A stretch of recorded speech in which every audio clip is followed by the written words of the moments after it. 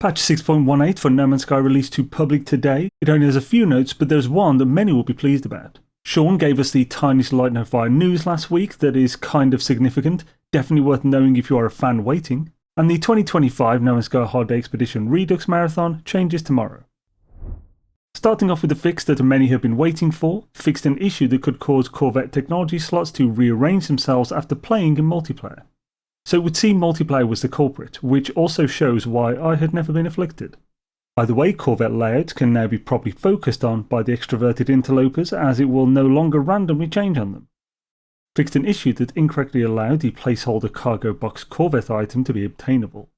One of the mystery Corvette parts has turned out to be a placeholder and correctly removed. I wonder if they decided to scrap it or just hadn't sorted the model in time. The current cargo affecting Corvette part either gives 1 or 3, maxing at B class.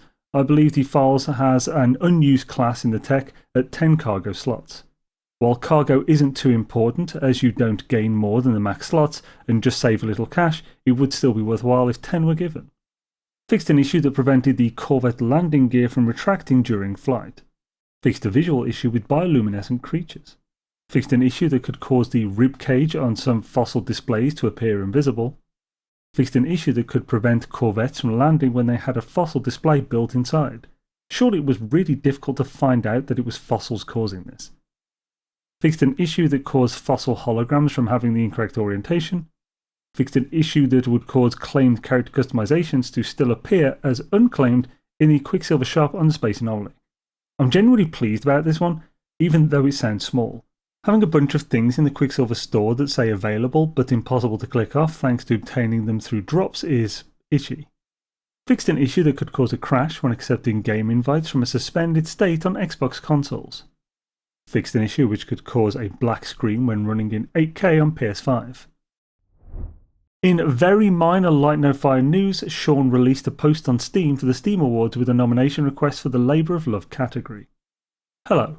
Well, we're coming to the end of another incredibly busy year for No Man's Sky, one that has seen us hit our highest player numbers since launch, and we couldn't be more grateful for being able to continue this journey with you all 9 years after our initial launch.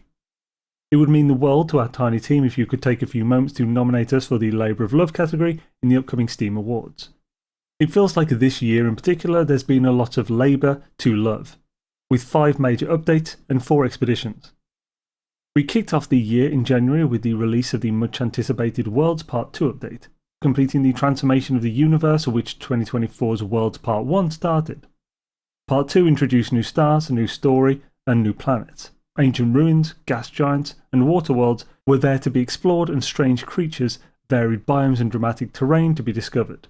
New gameplay and huge improvements in lighting and water rendering capped off one of our biggest first updates of the year, and was a real statement of intent for the rest of the year. In March, we delved into the prehistory of the No Man's Sky universe with the release of the Relics update. Hundreds of unique bones could now be excavated from beneath your feet as you journeyed from planet to planet, assembling skeletons to design fossil exhibits and joining the community on an expedition to recreate lost creatures and battle against gargantuan stone guardians. In May, the Beacon update encouraged players to expand their planetary empire by becoming overseer of multiple settlements, and discover the townships of the secretive robotic autophage.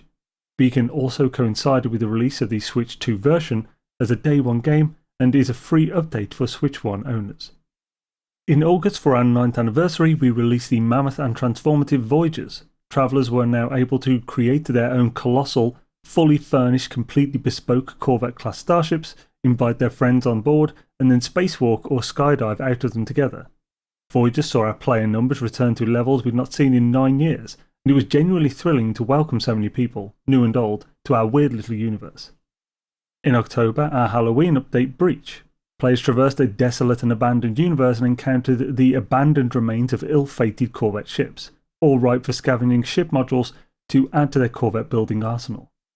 In addition to these major updates, we have also run 4 community expeditions, each with their own unique theme, challenges and rewards, including the return of the Normandy from Mass Effect a few months ago for N7 Day.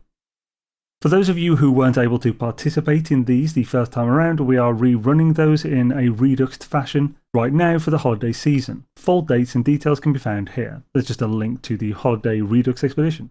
I'll put a link to that and my video on it in the description.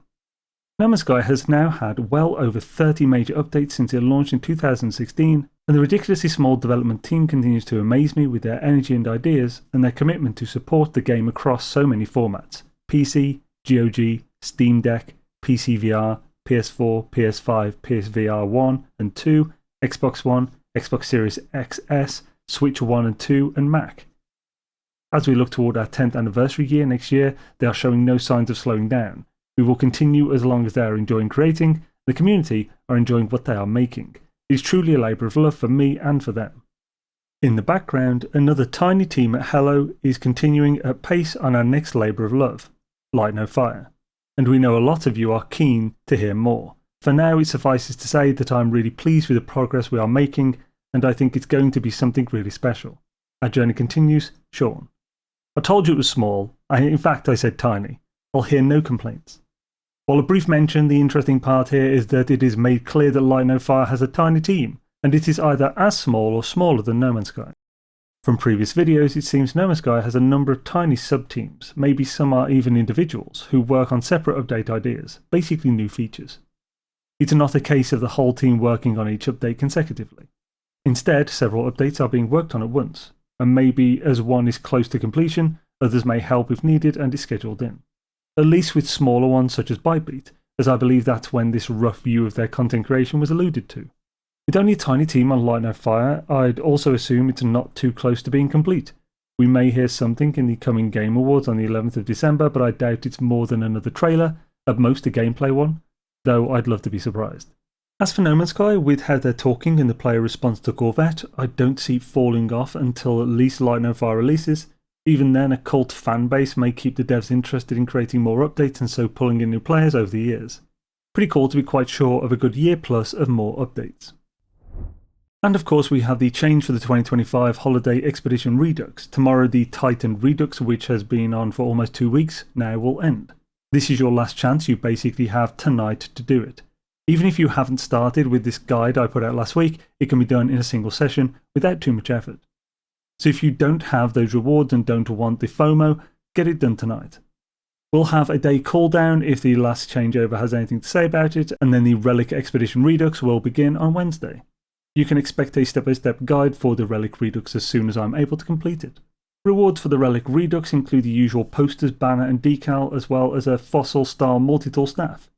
The Fossil Companion will likely be second on people's priorities to obtain, but the peak reward from the Relic Expedition is absolutely the Living Stone armor and jetpack customizations. The helmet is epic and looks like a sort of Cylon golem. I mix and match some of this set with others and it works better than you'd expect.